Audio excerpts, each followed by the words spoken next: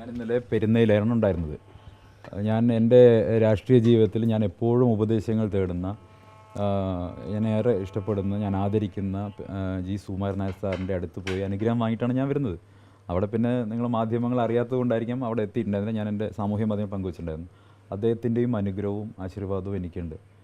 അപ്പോൾ കേരളത്തിലെ സമസ്ത മേഖലകളിലെയും ഞാൻ പറഞ്ഞല്ലോ എല്ലാ സാമുദായിക വിഭാഗങ്ങളുടെയും പിന്തുണയും സ്നേഹവും എൻ്റെ ഈ രാഷ്ട്രീയ നിലപാടിൽ ലഭിച്ചിട്ടുണ്ട് എന്നാണ് ഞാൻ മനസ്സിലാക്കുന്നത്. ഇതായിരിക്കണം കേരളത്തിലെ പൊതു മനസ്സാക്ഷിയുടെ ഒരു അംഗീകാരം. ഇതുമായി ബന്ധപ്പെട്ട് ലഭിച്ചു എന്നുള്ളതിൽ വലിയ സന്തോഷമുണ്ട്. ഇന്നലെ അദ്ദേഹവും വളരെ സ്നേഹത്തോടു കൂടി അദ്ദേഹത്തിൻ്റെ എല്ലാ അനുഗ്രഹവും നൽകിയിട്ടാണ് ഇന്നലെ എന്നെ പെരുന്നയിലെ NSS ആസ്ഥാനത്ത് എന്നെ യാത്രയാക്കിയിട്ടുള്ളത്. അപ്പോൾ എനിക്ക് എല്ലാ സ്ഥലത്തു നിന്നും കിട്ടുന്ന ഈ സ്നേഹവും കരുതലും ഈ അനുഗ്രഹവും തന്നെയാണ് എൻ്റെ ശക്തി എന്ന് പറയുന്നത്.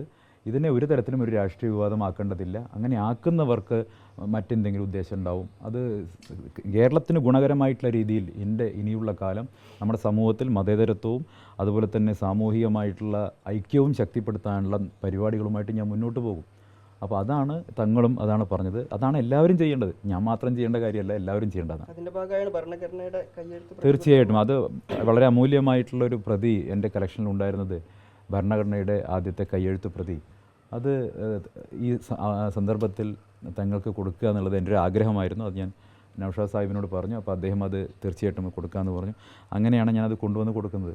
നമ്മൾ ഈ രാജ്യത്ത് ജീവിക്കുന്ന മുഴുവൻ പൗരന്മാരും തീർച്ചയായിട്ടും പിന്തുടരേണ്ട നമ്മുടെ ഭരണഘടന. അതാണല്ലോ, ഭരണഘടന ഉയർത്തിപ്പിടിച്ചിട്ടാണല്ലോ നമ്മൾ മുന്നോട്ട് നയിക്കുന്നത്. പലപ്പോഴും ഭരണഘടന മുന്നോട്ട് വയ്ക്കുന്ന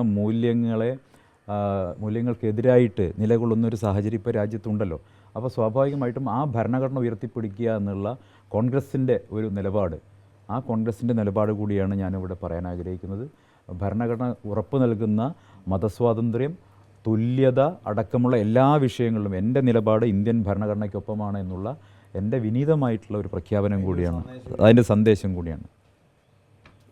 താങ്കൾ പാണക്കാട് വന്നതിന് ശേഷമാണ് പാണക്കാട് തങ്ങൾക്കും പാണക്കാട് തങ്ങന്മാർക്കും ഒക്കെ രൂക്ഷമായ വിമർശനം മുഖ്യമന്ത്രിയുടെ ഭാഗത്ത് ഉണ്ടാകുന്നത്. അത് ദൗർഭാഗ്യകരമാണ്. ഞാൻ പറഞ്ഞല്ലോ, ഇപ്പോൾ തങ്ങളും പറഞ്ഞു അതെ എല്ലാവരും അത് വിവാദത്തിനുണ്ടാക്കണം. നിങ്ങൾക്കും വിവാദമായിരിക്കും ആവശ്യം, ഞങ്ങൾക്ക് എന്താ വിവാദത്തിൻ്റെ ആവശ്യമില്ല. ഞാൻ നേരത്തെ മറുപടി പറഞ്ഞു കഴിഞ്ഞ കാര്യം. അപ്പോൾ പോലും ഒരു കോൺഗ്രസിന്റെ രാഷ്ട്രീയ നീക്കമായി അത് വിലയിരുത്തപ്പെടില്ല. ഞാൻ നോക്കൂ, നിങ്ങൾ എൻ്റെ രാഷ്ട്രീയത്തെക്കുറിച്ച് നിങ്ങൾ പരിശോധിക്കാത്തത്.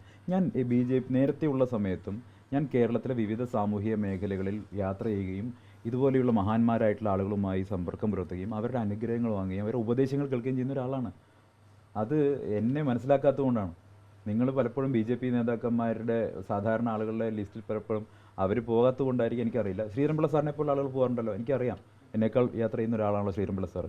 ഞാൻ വളരെ എൻ്റെ ചെറിയ ഒരു പ്രായത്തിനിടയ്ക്കും ഇത്തരം വലിയ മഹാന്മാരുടെ അനുഗ്രഹം എനിക്ക് കിട്ടിയിട്ടുണ്ടെന്നുള്ളതാണ് എൻ്റെ ഏറ്റവും വലിയ നല്ല കാര്യം. എൻ്റെ ജീവിതത്തിൽ സംബന്ധിച്ച ഏറ്റവും നല്ല കാര്യം എന്ന് ചിന്തിക്കുന്ന ആളാണ് ഞാൻ. അതുകൊണ്ട് തന്നെ തങ്ങളെ കാണാൻ പറ്റി, അദ്ദേഹത്തിൻ്റെ അനുഗ്രഹം തേടാൻ പറ്റി എന്നത് ഏറ്റവും വലിയ കാര്യം. ഇനിയുള്ള മുന്നോട്ട് പോകുമ്പോഴും ഇപ്പോൾ ജിഫ്രി തങ്ങൾ സമസ്ത എന്ന് പറയുന്ന പ്രധാനപ്പെട്ട വലിയൊരു സംഘടന, മതന്യൂനപക്ഷങ്ങളുടെ ഏറ്റവും വലിയ സംഘടനയുടെ ഒരു സംസ്ഥാന പ്രസിഡന്റാണ്.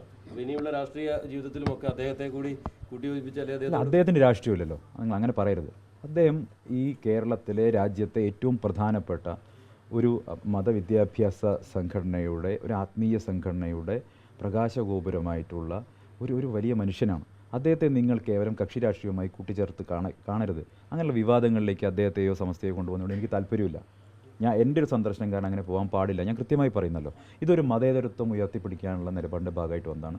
നിങ്ങൾ അങ്ങനെ കാണാവുള്ളൂ. അതിലപ്പുറത്തേക്കൊരു കാര്യത്തിൽ ഇത് കൊണ്ടുപോകരുത്.